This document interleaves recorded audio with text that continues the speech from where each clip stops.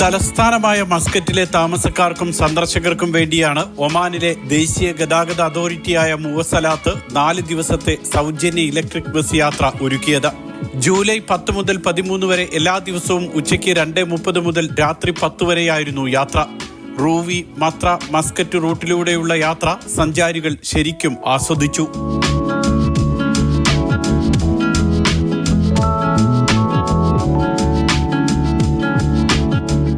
For free, they are promoting environment friendly and no fuel electric bus, so ride more electric bus and it's so fun. I feel like it's gonna go fast like a car. രാജ്യത്ത് ഹരിത ഗതാഗതത്തിനായുള്ള വാതിൽ തുറക്കുന്നതായിരുന്നു സൗജന്യ electric bus യാത്ര.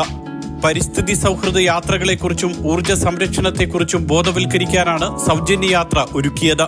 പൊതുഗതാഗതം തിരഞ്ഞെടുക്കാൻ ജനങ്ങളെ പ്രോത്സാഹിപ്പിക്കുന്നതുകൂടിയായിരുന്നു സംരംഭം. വരും വർഷങ്ങളിൽ കൂടുതൽ ഇലക്ട്രിക് വാഹനങ്ങൾ രാജ്യത്തെ പൊതുഗതാഗത രംഗത്ത് സജീവമാകും. Mathrubhumi news, Muscat.